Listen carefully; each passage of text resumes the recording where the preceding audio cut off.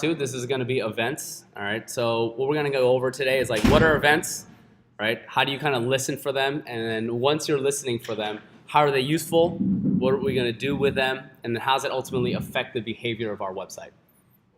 So what are web events? Does anyone know what they are? Click, scroll, keyword. Yeah, literally anything you do is considered an event, right? So for example, whether or not you are tracking it, the browser is tracking it, right? So for example, like let's just say there's like a camera here. Just because you're not looking and seeing at everything, the camera will actually see everything.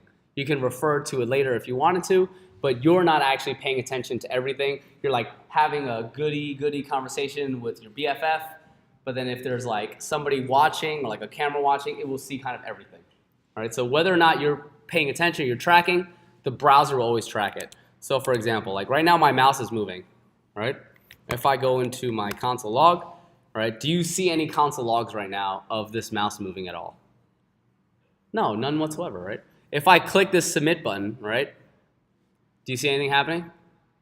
What about like clicking this alert button or this console log or this console error button? All right? Does that mean that the button wasn't clicked?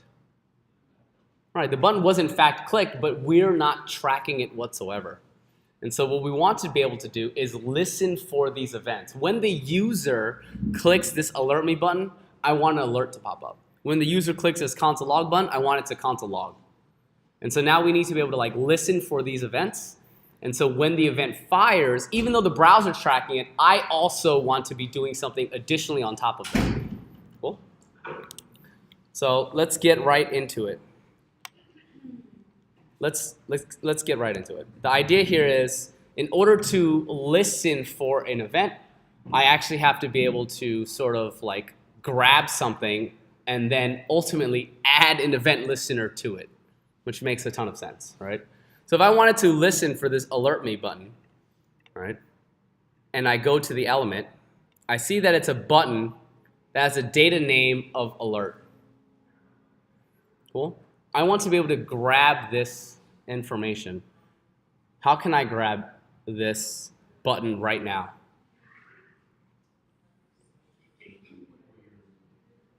Something like query selector, and there must be some sort of way to grab it based on this data name attribute. All right? We won't go into it right now because I mean we can easily look that up and I'll go into it later. The idea is that like, oh my God, there's a button here. I need to be able to grab it. Yo, watch this, fam. Just go into here, quick add attribute, little ID, it's called alert.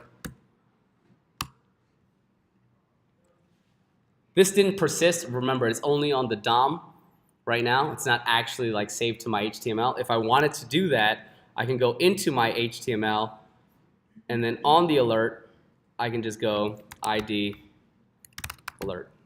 When I save, if I refresh, it should still be there. Cool. So there's a way to query select with data attributes like data name, but right now we're just going to use ID for the sake of ease. Yeah.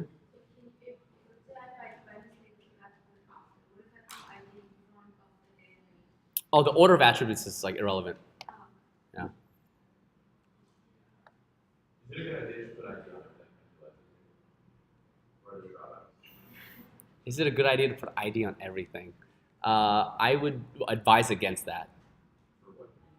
There would be too many IDs, and you can't really like track them. It becomes almost impossible.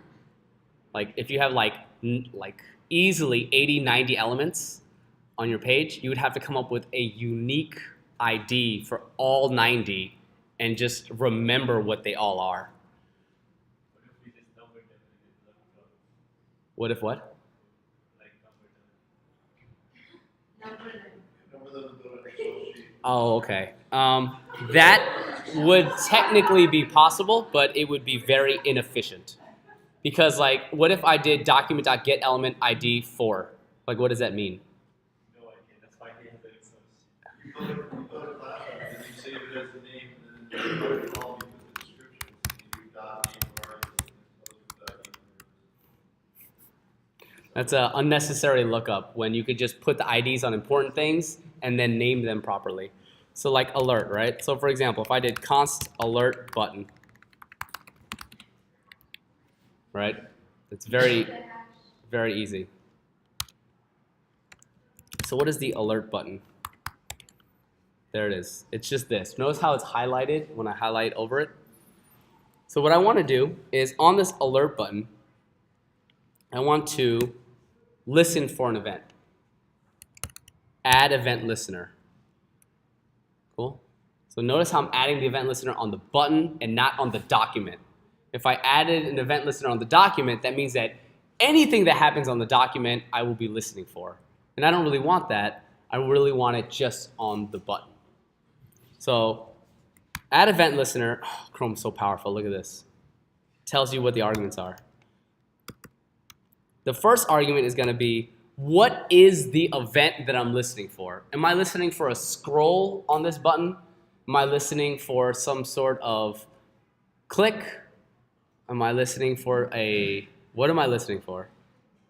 Right, a click, right? So, wow, there's a click event there. Super easy. And ultimately, in JavaScript, anytime you want to tell it to do something, if you want your code to do any sort of functionality, what do you have to write? A function, right? Like if you want JavaScript to do anything, you write a function for it. If you want Ruby to do anything, you write a method for it.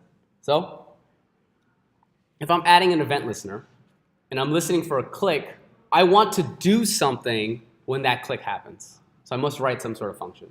So the second argument to the event listener is a callback function. Right? That should make a lot of sense. When you click it, I want it to do something, so I'm going to write a function for it. And so I'm literally going to write it in line right here.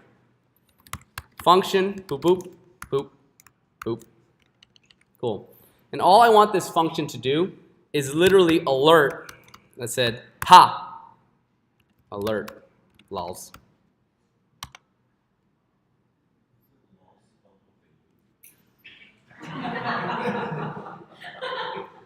I'm sorry I'm not as well versed. I make typos all the time. So if I click this console error, nothing should happen, right? If I click this console log, nothing should happen. But if I click this alert me, look, there it is. Ha, alert, lols. Not lulz. I apologize for the obvious infraction there. Cool. Are there any questions as to how that happened? Very straightforward.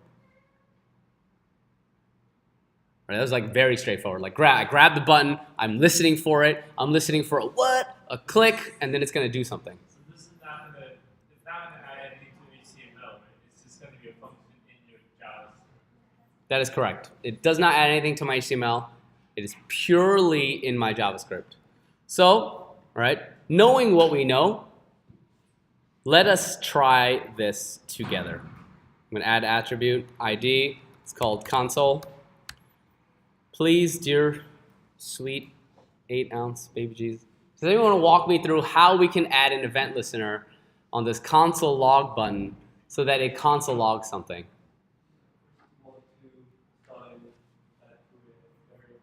Right. What do I want to assign to a variable? And how would I write it?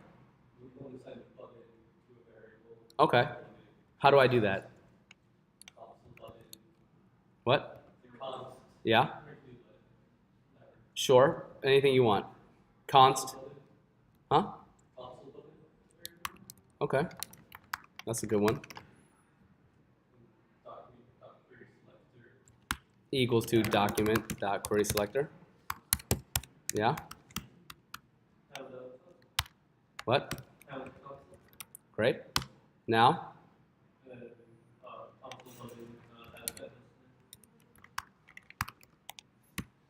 Okay. What am I listening for? Powerful. Right, I'm just going to define an anonymous function in line, and then what is it going to do? What do you want it to log? Not picky. Very good. So, boom, not picky. It's console logging, right? If I were to click console error, what should happen? Nothing, right? Is that event actually firing, and does the event exist? Yes, but I'm not tracking it. I don't have an event listener, so I as the developer of not listening for that event, even though that event is actually happening in the background. Cool? If you have event listener on the entire document, is that sort of the basis of mouse tracking, or is there a different identifier? There's a lot of things you can do. But if you add an event, if I did document.event listener, it would listen for every single thing happening on the document. I'm going to get to that here in a second. Cool?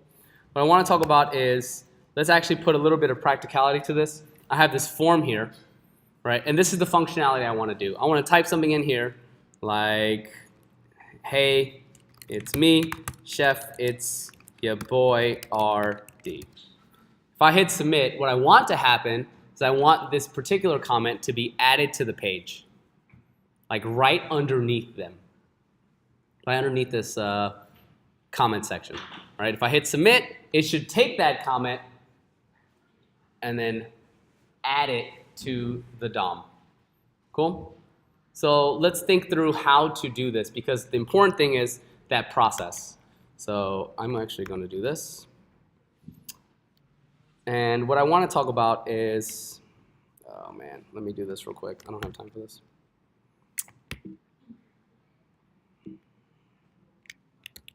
Okay. So what I want to do is I want to take whatever somebody types in here. I want to hit submit, and I want to add it to the page. So in my index.js, right, I want a user to add a comment through the form and add it to the page. Right? That's the idea. That's the feature. That's the functionality I want. Who feels like, cool, say no more, fam, I got you, I know how to do this. But you know how to do DOM manipulation, so who feels like I can do like 40, maybe 50% of this? Right? And that's the idea. You should like, you know a decent amount, right? But you have good process, you can figure out the rest of it. So the first thing is, what do I actually need? Right? When the user types in here a cool comment, what piece of data do I really need? Right, so whatever the user types in here inside this input, I need that. Right? Who agrees? Like, I need whatever the user types in. This is important. Cool. So, can I grab it somehow? Right? So what is the identifier for that input? Well, let's find it in the HTML. Where can I possibly find where the input is? Yes, ID new comment, right? So let's do that. I can do boop, boop, const, all right, comment, oop, okay, equals to document.querySelector. And what do I want to query select for? New comment, right? Is it dot or hash? That's a hash, right? Cool. So before I do anything else, I'm gonna test. Just drop a couple console logs in this bad Johnson. What is comment? I'm gonna open up the console. If I refresh, I should see the input. Are there any questions on this? In the process and like writing some code, testing, it's like mod 1, mod 2 stuff. Great. So now that I have this comment, right, remember, it has an ID, it has a type, and it has a placeholder. So what is comment.id? What do you think it would be? Interesting. So what is comment.placeholder? Well, it'd be the same actually, ironically. It's just new comment, right? What about dot type? What should I get? Oops. Whoops. Cool, right? They're all just attributes, no big deal. So the idea here is that I have this input, right? What am I waiting for? What am I listening for before I can take this comment and slap it on the DOM? Am I waiting for the user to type? Am I waiting for the user to highlight comments? Am I waiting for the user to click hi? Am I waiting for the user to click alert me? What am I waiting for? When the user submits the form. When the user submits the form, right? So, do I have access to the form right now? No. But can I get access to the form? Right. So I see comment form as an ID. Bloop. Bloop. So all I'm going to do is const, right? Comment form equals to. That didn't work out at all. I thought it was going to jam out for whatever reason. Cool. And then I'm going to the comment form. Wow, there it is. Powerful. So what am I listening for on the comment form?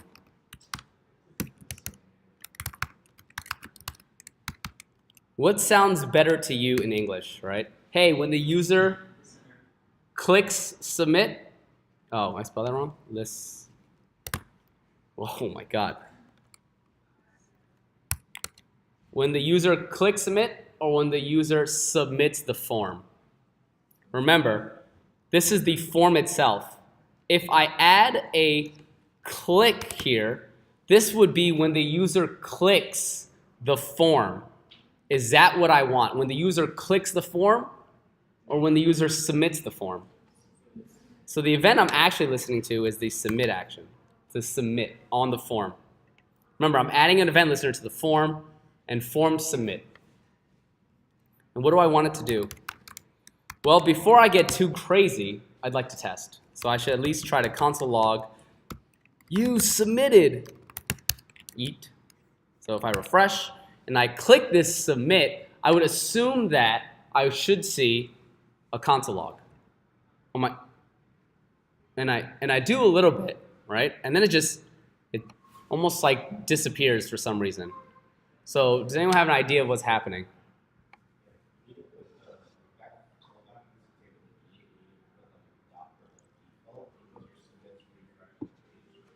Okay, I'm actually explain that. So here's what's actually happening. Remember in Rails, when you click submit on a form, what does the form normally do in terms of HTTP verbs? Get both. Nice. Wow. It posts, right? So this is attempting to post, but where does it attempt to post to? Let's take a look at the form.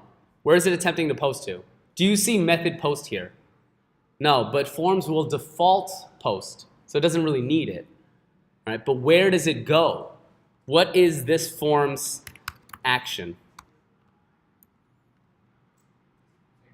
Nowhere, right? It doesn't go anywhere. It posts to nowhere. So when it posts to nowhere, it hits no server. There's no real response. So the form will look like it's refreshing the page, but that's not actually what's happening. Because if I were to put action to something like, I don't know, you guys like bunnies, rabbits? Sure. I was watching Animal Planet the other day. If I hit submit, file's not there, but look at this URL. It says rabbits right here on the corner because it attempted to post to this rabbits. But that's not really what I want to do, so I'm actually going to get rid of this form action. And so that's what's happening, right? And so in terms of what's happening here in the event listener, I'm waiting for a submit of this form. This function, should this function know about the submit? It has to, right? This function only runs after the submit happened. So that would mean that, as a general statement, right, what would you describe this submit as? This submit, this scroll, this input, this on change, what would you describe that as? We literally just learned about it 30 minutes ago. An event. So that means that this callback function must know about the event. So it receives an event as an argument. Cool? And what did we say the default action was of this form submitting? It's this post. So I actually want to take the event and prevent the default from happening. The prevent default doesn't stop the page from refreshing. In this case it does, but that's not what prevent default does. Prevent default prevents the default of the event. For example, if I had an anchor tag, an A tag, and I click it, what does that do? It makes a new GET request, right? It makes a new tab sometimes. It goes somewhere else to a link. If I did event.preventDefault, and this was not a form but an anchor tag, what would that be preventing the default of? refreshing the page, it would be preventing the new GET request, right? So it's event.prevent_default is preventing the default of the event. If this was a div somewhere in the page, a regular old div, and this was a click, and I put in the event, and I did event.prevent_default, what is the default action of when you click a div? That's right, nothing. Correct answer. So if I see in your code that you have on a div, event listener, event.prevent_default, I can see that you're pattern matching. Because you're like, oh, I saw this code, I've seen it before, I'm just gonna copy and paste it in. But the important thing is understanding what it's doing. Cool? Who feels good about event.prevent_default? All right. So if that's the case and it shouldn't post anymore, I should see this you submitted without that new post request. Cool? So I'm going to run, unfortunately, I'm going to run a little bit long. I'll let you guys go to lunch like 10 minutes late, but then you guys have anything going on at 1? No, right? Yeah, just take like a longer lunch. All right, so the idea here is I can prevent default, console log you submitted, it's coming out. What do I actually want to happen now? Once this happens. Right, I need to like know where I'm going to add these comments to. Right, so let's take a look at my HTML. And I see in here where would be a good place to possibly put all of my comments. In the comments container, right? Awesome. So here, right, comment container equals to, oh man, I am lazy today. Bloop. Okay. Oh man, I forgot what it is already. Comments container, very good. Okay, so this is actually poorly done. Actually, no, it's good. This is very good. So the idea here is that you have this like lowercase with dashes for your ID and your CSS, and that's like the format that you should be writing your like IDs and classes in. Cool. Ruby snake case, camel case for JavaScript, and then this sort of like dashing through the snow in CSS. Thank you. Somebody likes Christmas. All right. So I have a comments container, and then with the comment container, what do I want to do to it? Can I just comment container, append child right here? Can I append child that comment? No, right? That doesn't really make any sense. So what do I need to do? How do I take what is inside this comment and then make HTML to add to the HTML? Well, I'll need to do what? Right? And what do I want to make? Maybe like a p tag, something pretty simple. So const para, because I'm just lazy. Get para, like paragraph. And then the paragraph's inner text is going to be whatever the comment's value is. And then I can append child with what? Paragraph. So let's find out. If I were to be like,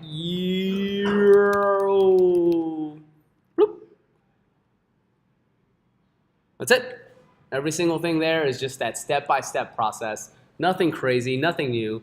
But in the beginning, it was kind of like, I know like 40% of this, right? But then you piece all the pieces together. You have that good process. You could figure out how to actually do the rest of it. Cool? If you refresh it, it's going to stay, or? No, nothing persists right now. We have no database, but we'll get to that later. The idea is that, look at this user experience, right? 1 star. 1 star user experience. Because this form didn't actually like reset. What I can do is right here is I can take that form, comment form, and I can run whoop, reset on it.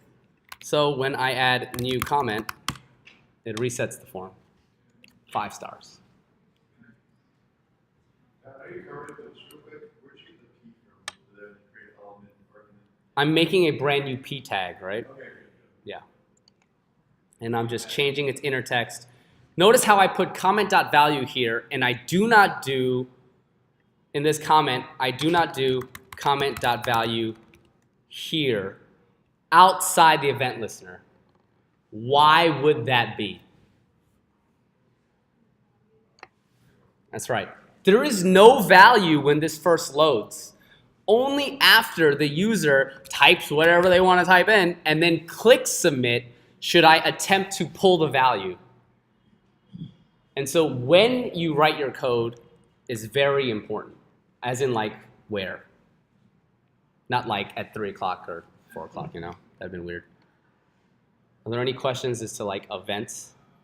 Do you actually even track those comments beforehand? Because you're not using them in such a What you're trying to say is, should I move the comment inside the event listener?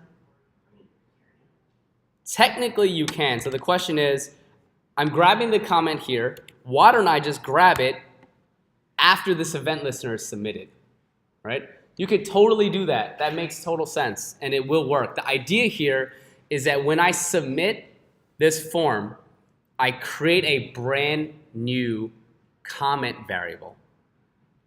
So every time I submit, boop, boop, boop, boop, boop, boop, boop, boop, boop, boop, boop, boop, boop, boop, boop, I've just made like 20 new comment variables that are somewhere in memory that need to be garbage collected.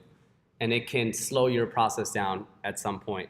If you just create it one time outside and then pull the value every single time it submits, that way you're not recreating this comment in memory. Does that make sense? Okay, we'll touch base offline because that was like kind of deep and I want everyone to go to lunch. Are there any other questions? Great, that's all I have for you today. Thank you.